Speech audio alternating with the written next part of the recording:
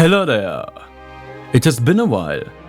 Sorry I was a bit sick and had once again personal trouble. But I'm back and more am-counted than ever. Today we will talk about Project Necromancer and the groundwork it laid for Palpatine's return and the sequels in general. When The Mandalorian Season 1 came out, the Empire's interest in cloning immediately caught my attention. I saw a beautiful build-up for the sequels, and especially Palpatine's return.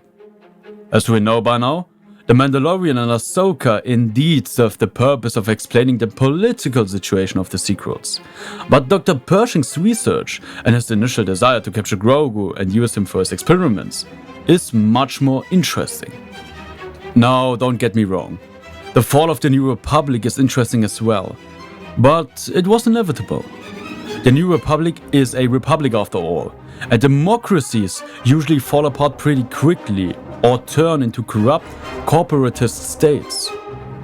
Anyway, Pershing's experiments were interesting for one simple reason. They are directly connected with Palpatine and his eventual return.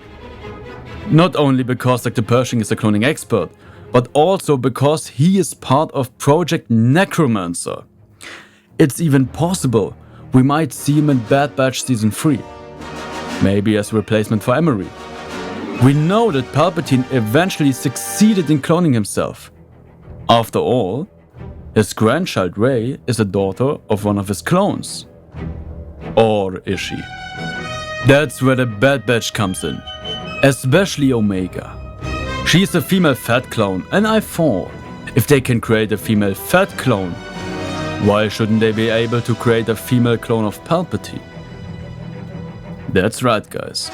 I believe that Rey is not the daughter of one of Palpatine's clones, but a clone herself. A clone created by Dr. Hemlock and trained through flash memory training. In case you don't know what this is, flash memory training is a method to train an individual, usually a clone, with the memories of another being. This would explain many things about Rey. You may have missed it, but there are several hints in The Force Awakens concerning her heritage. Not only her theme, which matches perfectly with Palpatine's, but also her fighting style. In 2016, a YouTuber named Vincent Vendetta made a video about the Rey Palpatine theory. And if you watch it, you'll see all the connections between Rey and Palpatine from The Force Awakens. Link is in the description. But let's ask another question. Luke confirms in The Rise of Skywalker that he knew about Rey being a Palpatine, and he also mentioned that Leia knew it as well. But how? Through the Force? Unlikely. Because if that's the case, Vader should have immediately sensed that Luke and Leia are his children. Both Luke and Leia know who Rey really is. But how? Especially if you consider that J.J. Abrams confirmed after the release of Episode 7 that they never met Rey before. Well, that was a lie, sorry. Abrams stated that Leia never met Rey before. He never talked about Luke. And that's where things really get interesting, because Kylo Ren knows Rey as well. In the novel, when Rey grabs Anakin's lightsaber with the Force during the duel, he murmured, "It is you."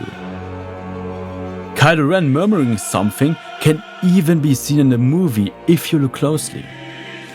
The novel also stated that he knows her better than she knows herself. But how does he know her? This question can only be answered if we answer another question. What happens to Dr. Hemlock? The most obvious answer is that he will die at the hands of the Bad Batch. But I don't think so. The only known man that could replace Hemlock would be Dr. Pershing. But Pershing doesn't have this evil personality necessary for such an important position. Yes, they could just use a new character, but usually such a successor doesn't appear out of nowhere. I believe that Pershing will replace Emery while Hemlock survives. But if that's the case, how will he die? through the hands of Luke Skywalker. We learn that Luke and Lando searched for Exegol before Ben Solo fell to the dark side. His fall happened in 27 ABY, when he was 23 years old. We also know that Luke's first priority after the war was not hunting Sidious, but rebuilding the Jedi Order. We saw Luke's academy in Book of Boba Fett, and there were no students. This show takes place in 9 ABY, which means his hunt for Darth Sidious likely happened between 20 and 22 ABY. But let's go a step back and ask the question why Grogu was seemingly his first student. You can't tell me that every family in the galaxy refused to give their Force-sensitive children to Luke. It is more likely that there were no children left. And as we saw in the Bad Batch, this is not unlikely. Hemlock wants as many Force-sensitive children as possible, and the Empire has the ruthlessness and resources to capture nearly all of them. I believe that Omega told Lando everything about Wayland in 9 ABY or later, and he promptly told Luke. Luke and Lando decided to storm the fortress, kill Dr. Hemlock, and secure all data concerning the Emperor and his cloning secrets. Maybe this will even be connected to Thrawn in some way. However, during their research, Luke found a young girl, probably 5 or 6 years old. Old enough to have received flash memory training, but too young to remember anything in her active consciousness. But she was not the only one he found. He found other children as well, and took all or most of them to his Jedi Academy. That's when Ben met Rey for the first time. He was essentially tasked with babysitting her until Luke learned of Rey's heritage. Skywalker decided that Rey remaining in his academy was a recipe for disaster, and he sent her to Dathan Palpatine, her so-called father. 14 years later, she returned to Skywalker.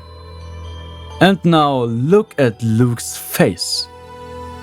Does this look like a "who the hell are you" face? If you ask me, it looks more like he recognizes her. Furthermore, he looks like he is sad, as if he knows who she is and what happened to her. But he rejects her immediately, because he believes she is already fallen or will fall soon. That's not even speculation. We can safely assume this, because Luke tells her in episode 9 that he knew about her heritage. He only agreed to train her after Rey told him that she knows nothing about herself, sparking hope within Luke that not everything is lost. At least until she seemingly accepted the dark side during her meditation. I know this theory is already crazy, but it's going to be much crazier. Have you ever asked yourself why Anakin's lightsaber flew to Rey instead of Kylo Ren in The Force Awakens? This has long been a mystery, but Bad Batch might have given the answer. We'll learn in the show that Dr. Hemlock is experimenting with clones, especially concerning their M counts, which is the amount of midichlorians per cell.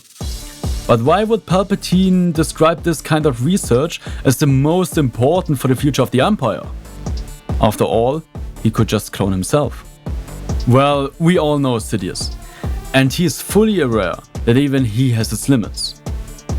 I think he wants to increase this limit by combining the M count of several beings within one. Remember the Snoke is Mace Windu theory? What if this theory is true from a certain point of view? What if Snoke is the result of a genetic crossover between Palpatine and Master Windu? It is not unlikely. After all, why shouldn't Sidious use that Jedi to increase his M count in the long term? And remember Star Wars Kenobi. Why did they conserve Jedi corpses? Just for fun? What if Palpatine planned to use these bodies for his experiments? I think we can safely assume that the Emperor wants to increase his midichlorian count. And maybe there is even truth behind Rey Skywalker. What if Anakin's lightsaber chose her instead of Kylo Ren because she's more closely related to its original owner? Think about it. If you want to massively increase your AMP count through a genetic crossover, whose DNA would you choose? That of the Chosen One himself. Now, I know that my theory contradicts established lore, but let's be real. The official lore behind Rey's birth doesn't make sense with everything shown and said in the sequels. For example, how is Rey so powerful if her parents are barely Force sensitive? Why is her fighting style in The Force Awakens so similar to Palpatine's when she hasn't received some sort of flash memory training? Or how does Luke know that she is a Palpatine? The sequels aren't as bad as many claim, but by changing small details, they could be a masterpiece. I hope that Dave Filoni is not afraid to retcon these small details to make this fantastic theory reality. Luckily for us, Filoni is not afraid to retcon existing canon material from books and novels with his shows. But what do you think? Is my theory valid? And do you believe that Filoni will retcon some elements of canon once again? Or do you prefer the already established lore surrounding Nathan Palpatine and the birth of Rey? Write your opinion in the comments below, and may the Force be with you.